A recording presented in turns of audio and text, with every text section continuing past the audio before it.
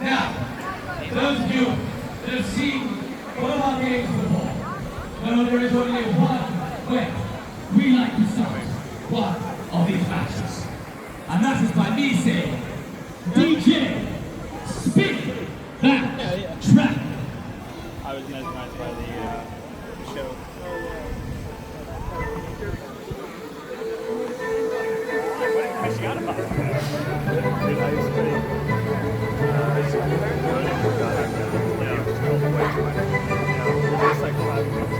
Deadly precision.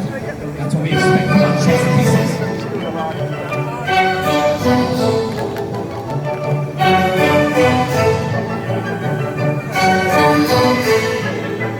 Wonderfully agile.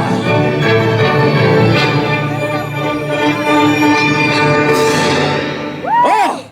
Stunning work! A massive round of applause for your chess pieces here today. Woo! And we are about to start, but just before we do, we have a special little treat. Thank you, Sir David Attenborough. And Pleasure. welcome to all the animals. What a fantastic show. We have a message from one of the most recognizable figures in world chess. Someone I think almost everyone in Trafalgar Square at Chess Fest will recognize, and someone who we're hoping to have here at a future Chess Fest. Thank you. Play the welcome video. Hey there. My name is Dave, but you might know me as Gotham Chess. Welcome to Chess Fest at Trafalgar Square, staged by Chess in Schools and Communities and supported by XTX Markets. I'm sorry I can't be there with you right now, but I will be back in London on November 10th at Soho Theatre in Walthamstow, and I hope I'm pronouncing that correctly. All right, folks, let's get the show on the road. My first move today is D4. Oh, ho, ho, ho! He took the words right out of my mouth. Gotham needs a hero, and so does chess. A round of applause for Gotham Chess. Woo-hoo! And exactly that. The opening move from White today is that the Queen's pawn on the D2 square will take 2 steps forward and land on D4. Hedgehog, D4.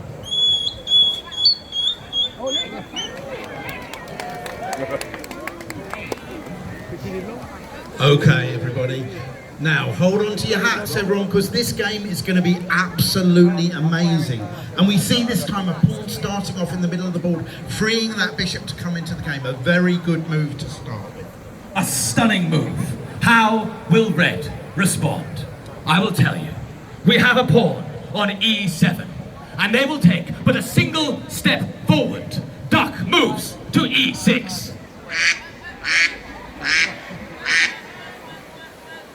And our chess grandmaster. Whoa, whoa, whoa, whoa, whoa. Hold your horses, ducky.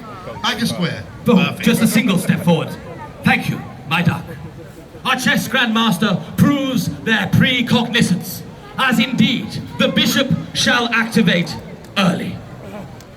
We have the white bishop on the C1 square, and they will head out and land on F4. The snake moves to F4. Whoa. Slithering out to a very good square. As we can see up there on the giant screen, everyone, the bishop now attacking on the pawn on C7, which is currently well defended by the queen. But developing your pieces is always a good thing to do. I want to see knights and bishops out during this game. Well, unfortunately, Red has not listened to that, as their next move is going to be a little duck that can. You see, this little duck right here is going to move from C7 to C5. Pawn, C5. Very stylish, if I say so myself. Now that black pawn is attacking the white pawn on D4. Pretty good move, challenging the center. Very good idea. Seeing this little hedgehog decides they wish to get into the action as well. That's right, the pawn on E2 takes a single step forward and lands on E3. Pawn, E3. Again, a very sensible move, supporting the compatriot on d4. Now, this game is played between two grandmasters, and you're not going to believe the way it turns out, so keep your eyes peeled. We can tell that this pawn here in the middle feels threatened by this duck, and rightly so. We shall see how nature is truly deadly in force, as the black pawn on c5 captures the pawn on d4. Burst, blood, quack, quack, quack.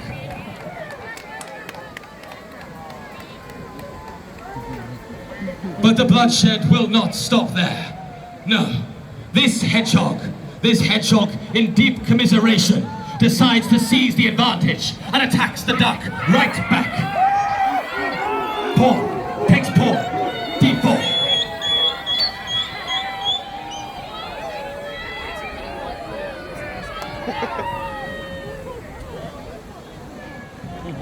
That looked painful. Now emerging from her natural habitat upon the riverbank, Her Royal Majesty, the Queen, moves out and diagonally to land on b6. Queen, b6. She sets his blood in the water, I think. Now, I am not going to lie. There's been plenty of duck action in the centre of the board, but this is the move that is absolute quackers, because that queen should not be coming out so early. Knights and bishops come out early. Get castle. Those are the things I like to see in a game of chess. Let us find out if the queen has stepped out too early. Right now, we're going to see a move I think our Grandmaster here will appreciate. A kangaroo will jump forth into the action. Our kangaroo on b1 will land on c3. Knight, c3. How do you like that? Indeed, I love that move. Okay, now the knights come out. However, the eagle-eyed, no, I know we haven't got any eagles here, but we've got some eagle-eyed members of the audience, and they will say, wait, that black queen was attacking on the pawn d4, defended, but it was attacking the pawn on b2, completely undefended, so this goes down as our first sacrifice in the game. But will it be accepted?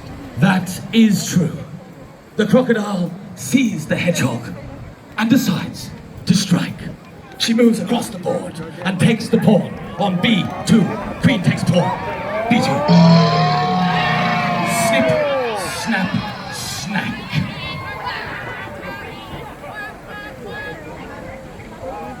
Yep, that's one pawn in the bag, and what's more, the queen, the crocodile, has munched that pawn and is now attacking the rook on a1, defended by the queen, but also attacking the knight on c3, currently available for capture, free of charge. And they must have heard you, for exactly it is the time for that knight, that kangaroo, to bounce away. And he bounces all the way to b5, knight b5. I wonder if he will rue the day he made that move. Do you know what? I've heard the kangaroos can jump 30 feet in the air. Didn't need to do that here.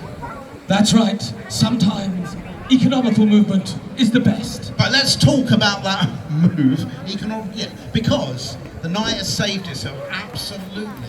But the knight is now preparing to nip into the square c7, check, where it'll be forking the king and the black rook in the corner of the board. Furthermore, the queen on b2 should be feeling a little bit nervous, if crocodiles can feel nervous, because it's not got many squares to go to and it's in danger of being potentially trapped. I feel like any nerves will be merely crocodile tears. Let us see how the red team choose to progress.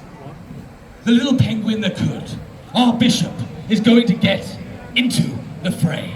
They will move across the board, landing on the b4 square. Bishop b4, checking the king, an aggressive move, if you will. Check, your majesty. Absolutely, and I always say this is my #1 top tip. Always look out for checks, just in case there's a good check. This looks to me like a good check, because the white king there, you can see the red arrow descending on it. 3 ways to get out of check.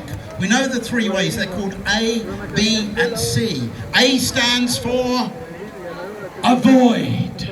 B stands for block. C stands for brilliant. Avoid, block, and capture. There's not going to be any capturing that bishop on b4. We could block, but there doesn't look any good opportunities, leaving only the B. No, we've said the B. Leaving only the A option, which is, of course, avoiding. That's right. The avoidant tendencies of this orangutan come into full effect, and he takes a single step forward to land on E2. King E2.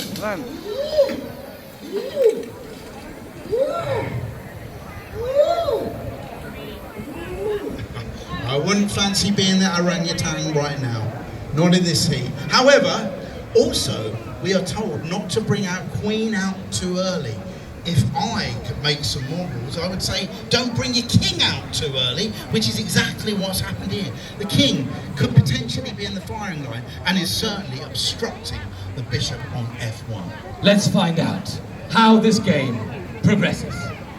It progresses with a knight's movement. The hippo emerges into the fields of the Serengeti, landing on c6. Knight c6.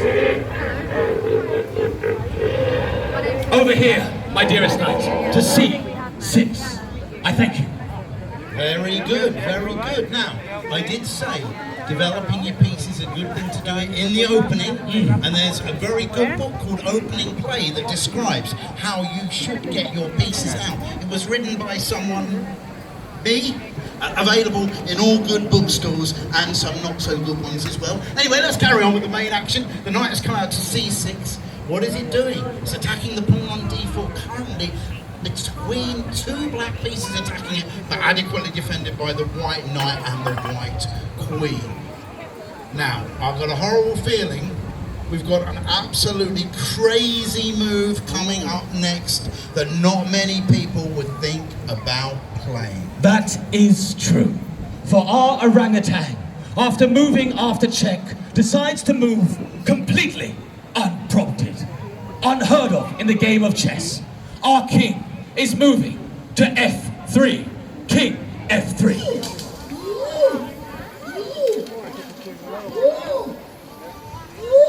I mean, what can I say about that? You are not supposed to be bringing your king out at all. In the endgame, oh wow, when there's not many pieces on the board, the endgame is an amazing piece. But you shouldn't be bringing out at this stage of the game. Even, and there's no such rule which says if you get your king to the end of the board, you can get anything finishing. Just right there, you know. Let's find out. What are you thinking right now, Your Majesty? Queen's open now. Wise words there from the king. Let's see how red will respond. A little pawn move. That's right. The pawn on e6 is taking a single step forward to land on e5. Pawn e5. The waddle of death. Yep. Another giant step for duck kind. The pawn is attacking the pawn on d4 and the bishop on f4. Wow. Okay, but you want to know why that's really being played. I think black is looking for a way out for their queen on b2. They want to come back to the centre of the board somehow, and that would happen if we got lots of exchanges in the middle. Let us find out how likely that is. For it is time for the rook to move. That's right, our rook, our snail, on a1 takes a single step to b1, threatening our crocodile queen. A snail to take on a crocodile. Anything is possible. Yep, Rooks are long-range pieces that can get from one end of the board to the other very quickly, and I think somewhat unfairly represented by snails and tortoises in this particular depiction. However, the rook on b1 is attacking the queen through to that bishop on b4. The little snail that could. But right now, we have a hippopotamus ready to strike. They see a small hedgehog in their sights, and they go for it. The hippopotamus attacks in the middle. Knight takes pawn, d4. And if my eyes do not deceive me, the king is once again in check. Hippo checks orangutan. Indeed, the hippo is in the mud, glorious mud. Do you know they can travel up to 30 miles an hour, hippo? Yes, now, one of the fastest land creatures. there's more crying going on here. But however, back to the main action, the knight is checking the king on f3. Surely that knight has to be taken. You would think that, and you are correct. It's time for Her Royal Majesty to save her orangutan king. She swoops up, and like the lizard she is, destroys the hippopotamus. Queen takes knight d4.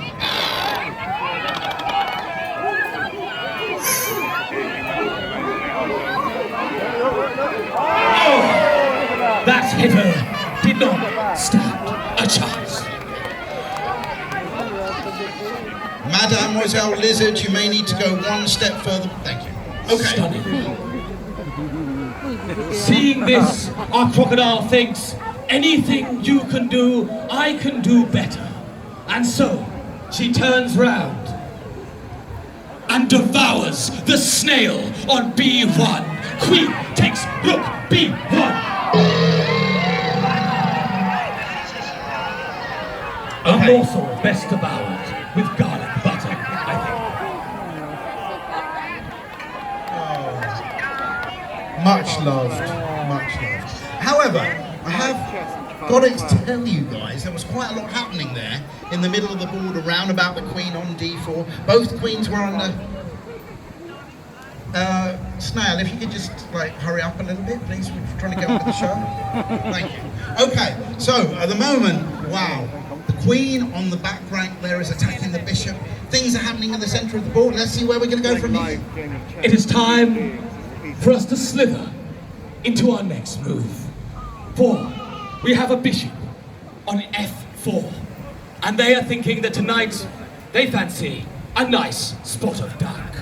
That's right, the bishop on f4 captures the pawn on e5.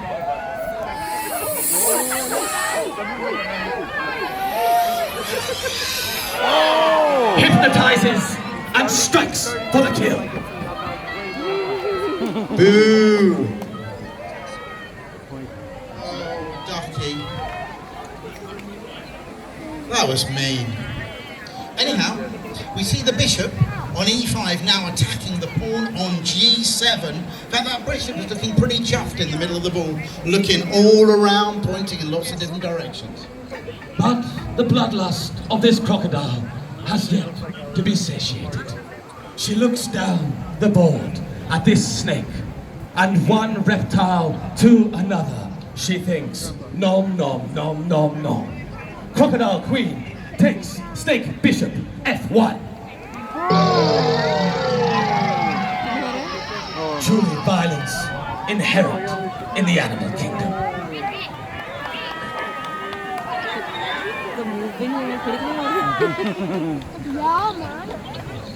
How will white respond? This kangaroo thinks it's getting a little bit too tight for me. And the kangaroo on g1 bounces forward to the e2 square. Knight e2, badoing.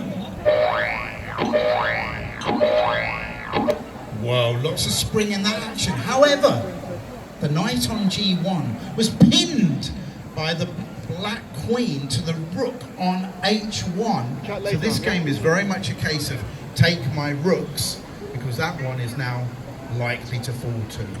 I said that chivalry was not dead in the animal kingdom, but alas, the noble rook left to hang by the knight. And the queen is not done yet. She sees the snail vulnerable, and she strikes. Our crocodile scampers across and devours the rook on h1.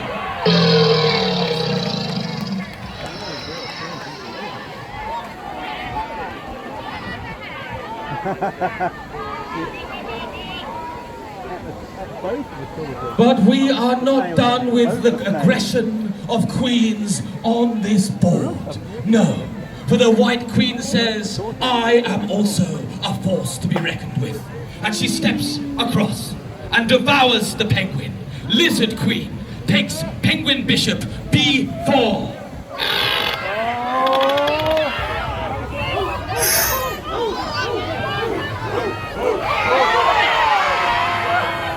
Strangled by her deadly powers.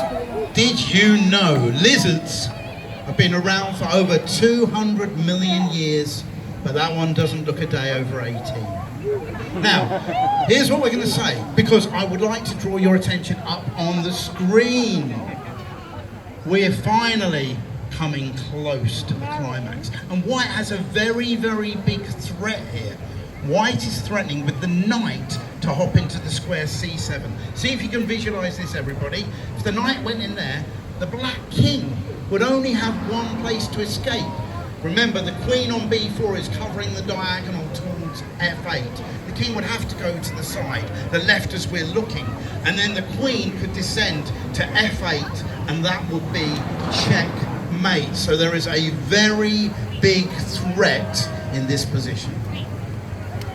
And so, we're going to see a hippopotamus saving the day. That's right. We have the knight on G8. They're going to move out to the F6 square. This hippo is entering the fray. Knight, F6.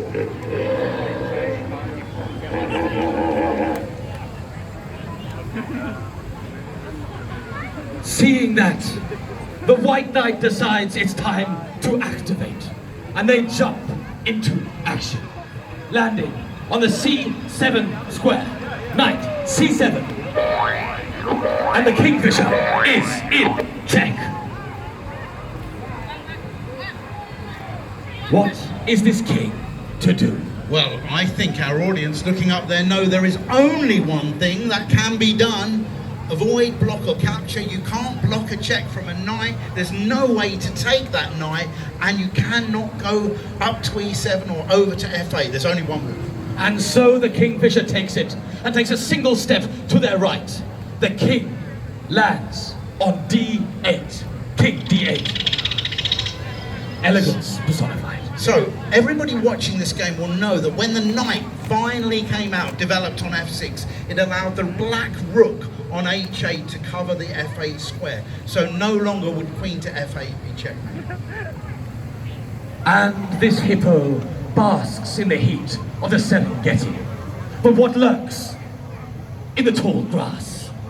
A snake strikes. That's right. The bishop on E5 captures the knight on F6, checking the kingfisher.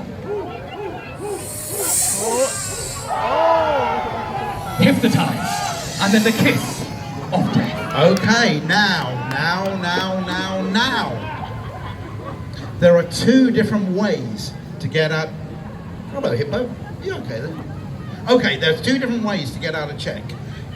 Black could capture the bishop with the pawn, or the king could capture the knight on C7. However, and again, I want some pure visualization here up on the screen, everyone. If the king was to take the knight, picture it there, then I'm thinking the white queen could descend down on C5 check. That would force the king to go back to B8. It's becoming a bit more like a drafts game, this one. And the king could go to B8. Look at this, B from C7, perfect. And then the queen could go to D6, and that would be checkmate. Who can follow that in the audience? We've got some hands up. Excellent stuff. Smart people in this audience at Trafalgar Square. And so, it is the pawn that decides to activate. Once again, a duck with the heart of a mongoose. The pawn on G7 captures the bishop on F6. The karate duck, indeed.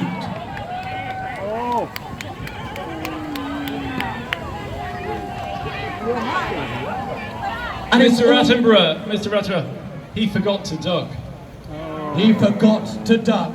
A classic mistake from our snake there. But it's almost like this knight has heard our chess grandmaster. Knowing that he is in peril, he decides to retreat. We heard earlier that kangaroos cannot go backwards. Yeah. Well, this sport they can. Oh, good. That's right, the white knight on C7 moves to D5. Knight do to D5.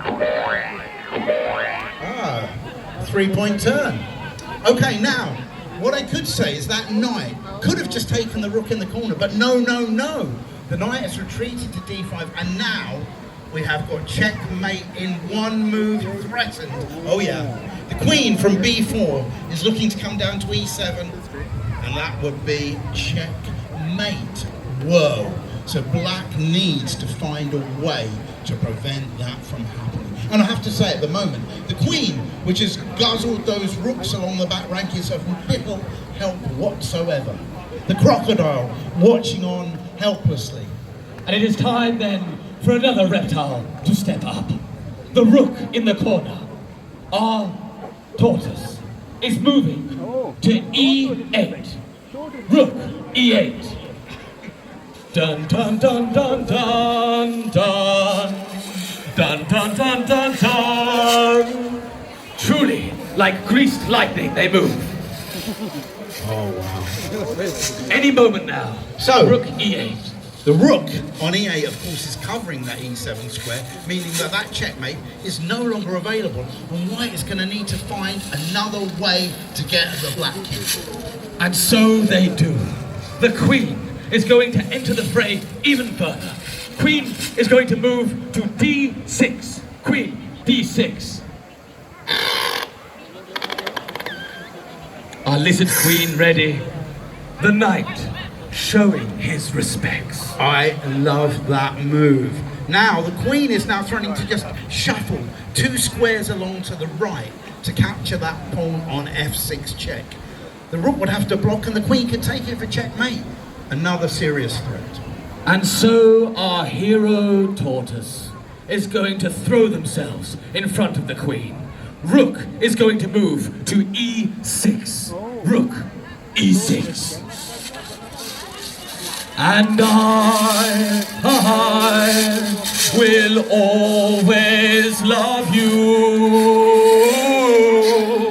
And I will always love you. Very nice, but just to point out, the rook is defended by the 2 pawns, so it's not available for capture right now. Still a wonderful sentiment.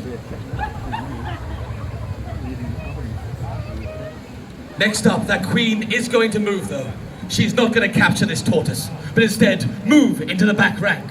The queen is going to move to f8, staring down the barrel of the gun. Check.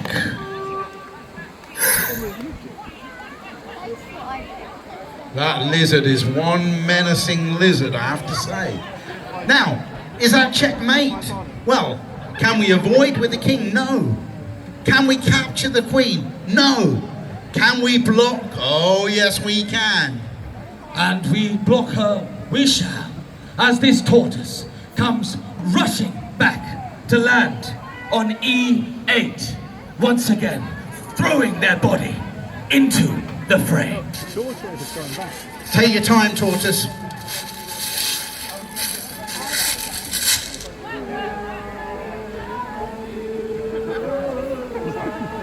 Oh, that lettuce looks tasty.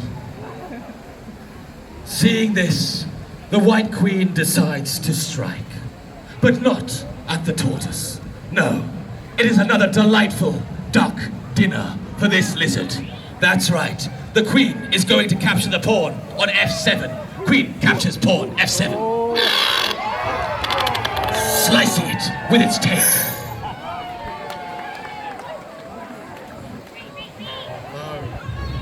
Oh no, there you go.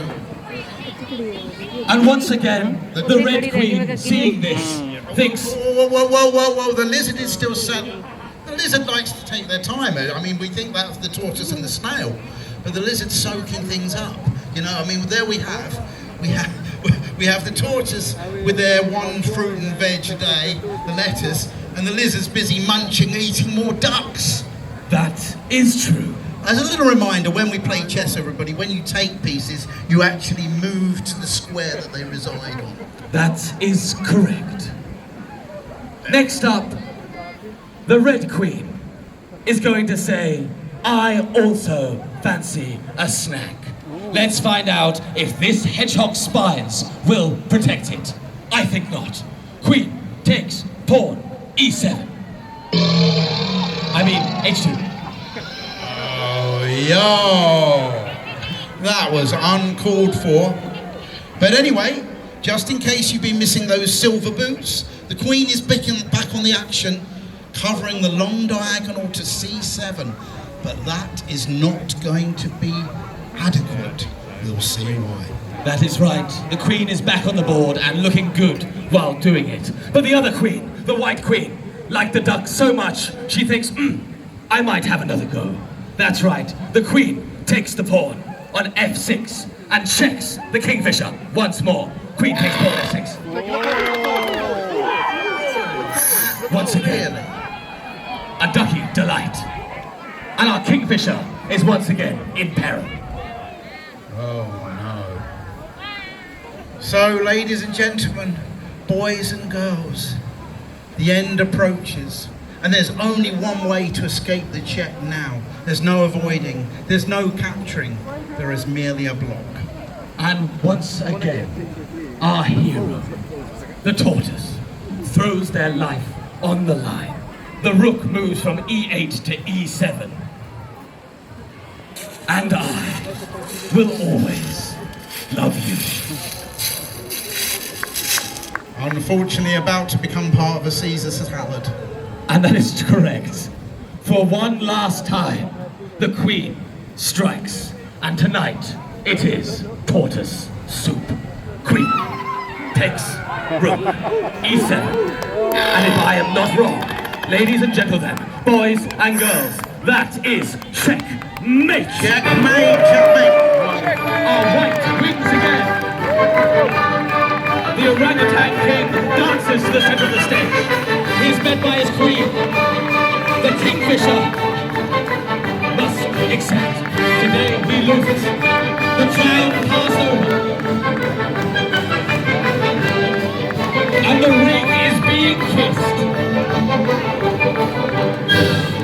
A massive round of applause for your winners today, the White Pieces. A massive commiseration for today's losers, the Red Pieces.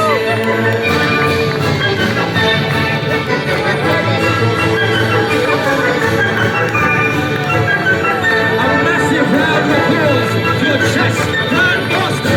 Do check out that book in all good bookstores. And once again, I have been Sir David Attenborough, and I'm going off to have another ice cream. I shall be back in 1 hour. See you in an hour. Yay, let's hear it for Alphaga.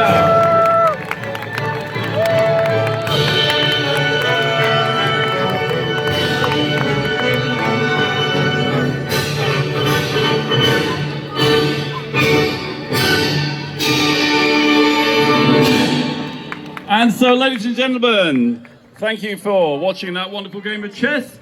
The next item on the agenda is going to be a giant chess match, which will take place in the next few minutes. We have the